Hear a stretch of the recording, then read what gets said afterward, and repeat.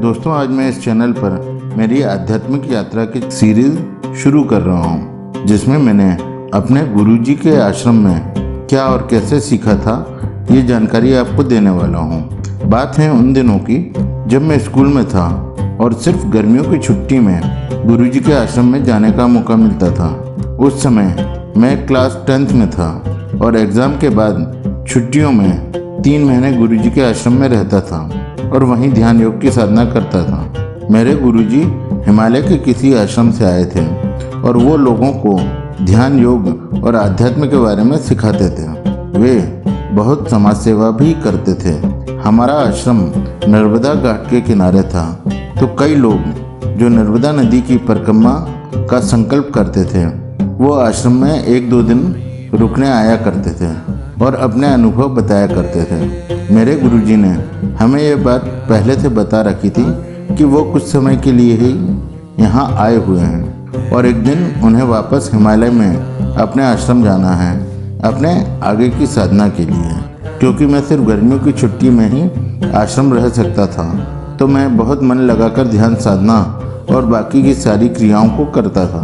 मेरे गुरुजी हिमालय के आश्रम के बड़े साधक थे, तो उनसे मिलने और भी महान गुरु उनके आश्रम में मिलने आया करते थे। तो मुझे बहुत से सन्यासियों से मिलने का मौका मिला।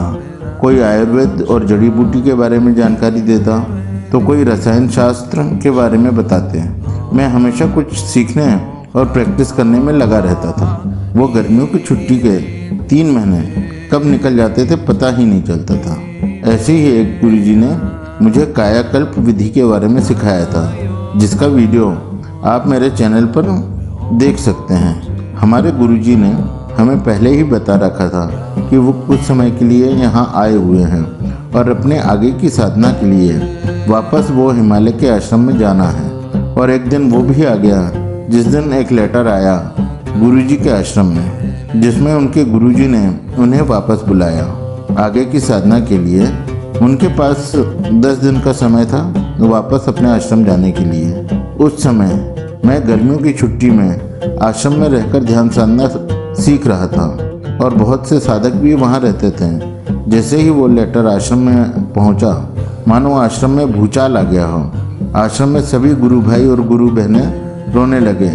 तब मैं भी आश्रम में था और सबको चुपचाप देख रहा था, क्योंकि आश्रम में बहुत से नियम थे, जिनमें से एक नियम यह भी था, जब तक अति आवश्यक ना हो कुछ बोलना नहीं है। तो मैं चुपचाप घटना को दृष्टा भाव से देख रहा था। यह खबर आग के तरह फैली और वो दिन भी आ गया जिस दिन गुरुजी को आश्रम छोड़ के जाना था।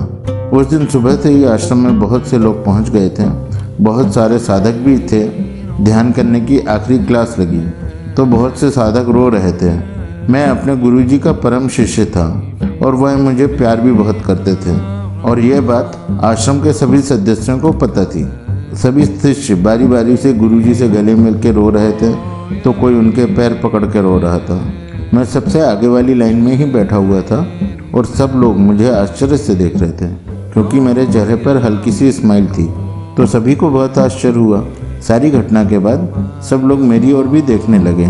सब लोग सोच रहे थे कि मुझे कोई सदमा तो नहीं लग गया जो मैं इतना शांत बैठा हूँ। गुरुजी ने मुझे मंच पर बुलाया और पूछा, सभी साधक तुम्हारे मन की बात जानना चाहते हैं। मैंने बड़े आश्चर्य से सिर खुजलाते हुए मंच पर चढ़ा और बोला, मैं बहुत खुश हूँ क्योंकि मेरे गुरुजी अपने आगे की साधना करने वापस हिमालय जा रहे हैं। इसमें दुखी होने वाली बात क्या है? वो और सीखेंगे और हमें सिखाएंगे। और दूसरी बात, गुरुजी ने हमें सिखाया था कि किसी भी चीज़ या इंसान से मोह नहीं करना चाहिए, प्रेम करना चाहिए। तो मुझे उनसे प्रेम है, लेकिन उनकी काया से मोह नहीं। वो मेरे मन में है तो वो दूर नहीं। ये बात जब बोली तो तब उन्हें भी समझ में आया कि मैं इतने शांत होकर क्यों बैठा हुआ हूँ और घटना को दृष्टाभाव से कैसे देखा जाता है। तो दोस्तों, आध्यात्मिक यात्रा की यह मेरी पहली स्टोरी है। आगे भी मैं अपनी आध्यात्मिक यात्रा के स्टोरी आपको बताऊंगा। तो बस आज के वीडियो में इतना ही। वीडियो पसंद आया हो तो लाइक करें, चैनल पर नए आए हो तो सब्सक्राइब करें। आपके कोई सवाल या सुझाव हो तो कमेंट्स करें। कमेंट्स का रिप्लाई मैं हमेशा करता हूँ। तो मिलता हूँ अगले वीडियो में। बाय।